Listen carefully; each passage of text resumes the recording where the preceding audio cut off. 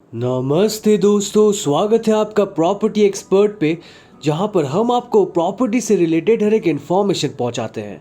तो लाखों करोड़ों रुपए के प्रॉपर्टी खरीदने से पहले हमारे वीडियोस को ज़रूर देखें ताकि आप किसी भी प्रकार के फ्रॉड या स्कैम से बच पाए।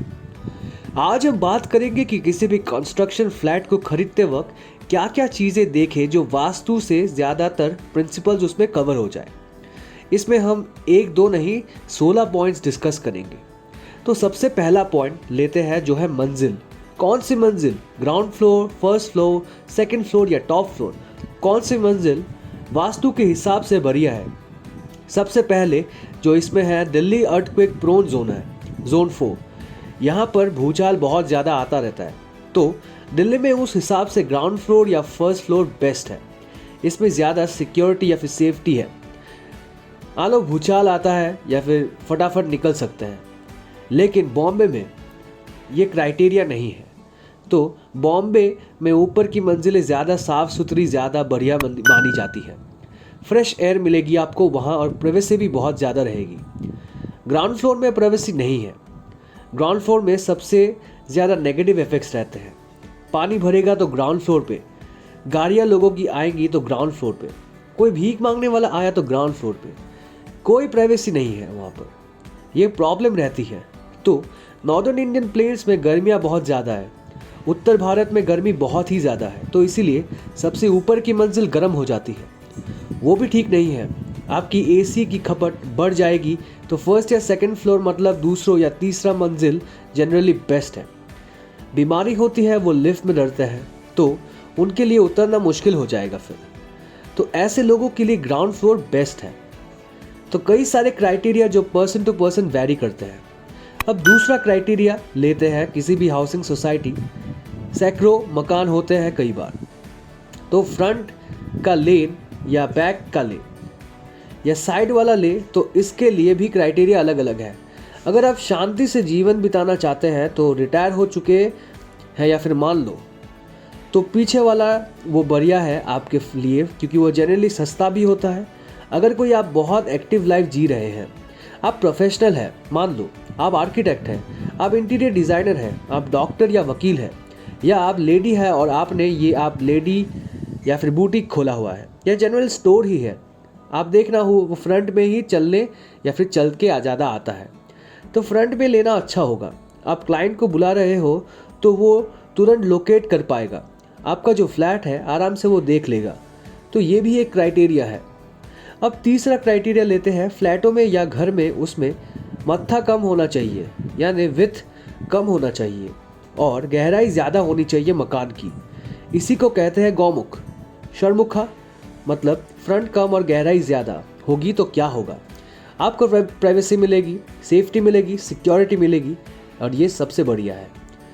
चौथा क्राइटेरिया, अगर आपका चॉइस है तो नॉर्थ साउथ एक्सिस को वो कम या फिर या ईस्ट वेस्ट एक्सिस की जो दूरी है वो ज़्यादा हो। यहाँ फिगर में दिखा रहा है कि आपको मतलब क्या है। नॉर्थ की और साउथ की दीवारें वो लंबी हो और ईस्ट और वेस्ट की दीवारें छोटी हो, मतलब उधर चौड़ाई हो, और नॉर्थ और साउथ की लंबाई हो। उससे क्या होगा, गर्मियों में 12 बजे से पहले ईस्ट से गर्मियों में बहुत ज़्यादा गर्मी आती है और उसके बाद वेस्ट से बहुत ज़्यादा गर्मी आती है। उधर की दीवार जितनी छोटी होगी उतना ज़्यादा बढ़िया। छोटी का मतलब चौड़ाई कम होगी, तो उधर से हीट कम आएगी। लेकिन उत्तर में क्या है, गर्मियों में ठंडक आती है और दक्षिण की दीवारों में सर्दियों में गर्मी आती है, वो चाहिए। पांचवा पॉइंट लेते हैं, आसपास में बहुत अच्छी इमारतें नहीं होनी चाहिए जो ओवरशेडो कर दे आपकी इमारत को। सूरज की धूप तक नहीं आ पाती है, तो वो फ्लैट ठीक नहीं है। छठा पॉइंट लेते हैं, किसी भी ब्लॉक, एक ब्लॉक होते हैं उसमें बहुत सारे फ्लैट होते हैं, तो किसी भी ब्लॉक के ईस्ट का फ्लैट बहुत बढ़िया होता है, बेस्ट माना जाता है। सूर्य की किरणें या फिर उगने की दिशा है पूरी। नॉर्दर्न हेमिस्फीयर या साउदर्न हेमिस्फीयर हो, ईस्ट में ही सूर्य उगता है तो इजी बेस्ट है। अगर कुछ ना सूझे तो ईस्ट वाला फ्लैट ले लो। अब आइए अपार्टमेंट जो उसके नॉर्थ या नॉर्थ ईस्ट में है, तो वो नॉर्दर्न प्लेन्स में जहाँ भयानक गर्मी होती है उसके लिए बहुत अच्छा है, क्योंकि ये ठंडी दिशाएं है और नामे हुए फ्लैट में अगर हो तो इंस्टेबिलिटी होती है। टिक के नहीं बैठ सकता एक आदमी उसमें, वो मूवमेंट में रहेगा बहुत ज़्यादा। तो इस टाइप के पर्सन है वहाँ पे। मान लो आप इस तरह की इंडस्ट्री में हो तो आपके लिए बहुत बढ़िया है जहाँ पे आपको घूमना पड़ता है। फिर आइए अपार्टमेंट जो साउथ ईस्ट में है, साउथ में है या साउथ वेस्ट में है, मतलब साउथ की तरफ है। पूरा ब्लॉक है जो उसके साउथ की तरफ जो अपार्टमेंट है वो सर्दियों में बहुत बढ़िया रहेगा, क्योंकि उधर सूर्य चमकता है पूरा और सर्दियों में हमें उसकी ज़रूरत होती है। और जो अपार्टमेंट वेस्ट में है उसमें बहुत ज़्यादा गर्मी हो जाती है और सर्दियों में धूप चाहिए तो धूप नहीं मिलती। तो वेस्ट में जहाँ सूर्य उगने की दिशा है वो सबसे ख़राब होती है जनरली, तो उसको अवॉइड करना चाहिए।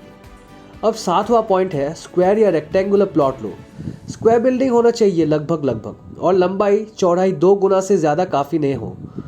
और इसी तरह हर एक रूम भी स्क्वायर में नहीं होना चाहिए और पूरा बिल्डिंग भी सर्कुलर शेप में ना हो, कर्व ना हो या अनसिमेट्रिकल शेप में ना हो। अब 8वां पॉइंट लेते हैं। कोई भी स्पेस अगर बड़ी हुई हो मान लो या कटी हुई हो तो रेगुलर होनी चाहिए। तो यहाँ हम रेगुलर एडिंग ऑफ स्पेस कैसी हो सकती है वो दिखा रहे हैं आपको। फिर जो कि इरेगुलर स्पेस जो कि नहीं होनी चाहिए। फिर रेगुलर डिलीशन ऑफ स्पेस, कहीं इसका स्पेस काट तो नहीं दिया गया, या काटनी भी है तो कैसे काटे वो भी दिखा रहे हैं आपको। कोई भी स्पेस कट रही है और वो इरेगुलर है तो वो बहुत अशुभ हो जाती है और या फिर होना नहीं चाहिए। अब 9वां पॉइंट पे लेते हैं। फ्लैट की जो कंस्ट्रक्शन होनी है उसमें बिल्डिंग मटेरियल जो लगा है वो शुभ होना चाहिए, इको फ्रेंडली होना चाहिए, पर्यावरण संबंध वो मटेरियल हो। कुछ जैसे निर्माण सामग्री, बिल्डिंग मटेरियल वो जो शुभ माना जाता है वो बता रहा हूँ। मिट्टी, चिकनी मिट्टी, बांस, नेचुरल वुड, प्राकृतिक रेत जो नदियों से मिलती है, चूना बढ़िया माना गया है, पकी हुई ईंटें बढ़िया मानी गई है, स्लेट, कोटा पत्थर, सैंडस्टोन, संगमरमर ये शुभ माने गए हैं। इनका बहुत पॉजिटिव इफेक्ट पड़ता है। ज़्यादा कांच यूज़ नहीं होने चाहिए, कांच से प्राइवेसी नहीं रहती और इनसिक्योरिटी की फीलिंग आती है।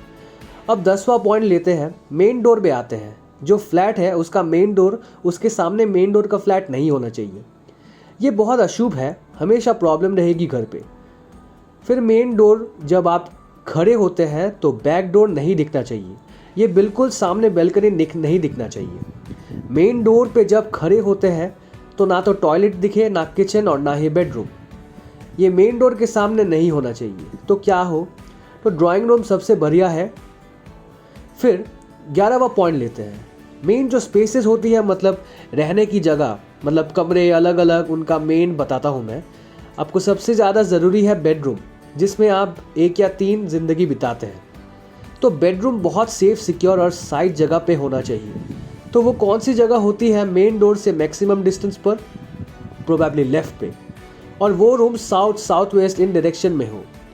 दूसरा जो मेन स्पेस है वो किचन, उसमें दिन भर जो है सूर्य की रोशनी आए और उसमें प्रॉपर वेंटिलेशन हो। किचन के साथ में बैल्कनी बहुत ही अच्छी बात है। किचन प्रॉबेबली साउथ ईस्ट या ईस्ट में हो। कोई भी फ्लैट ऐसा परचेज ना करे जिसकी ईशान में टॉयलेट हो। फिर आइए, हर एक रूम के साथ अगर बैल्कनी है तो समझ लीजिए बहुत अच्छा तख्त है वो। अब 12वां पॉइंट लेते हैं।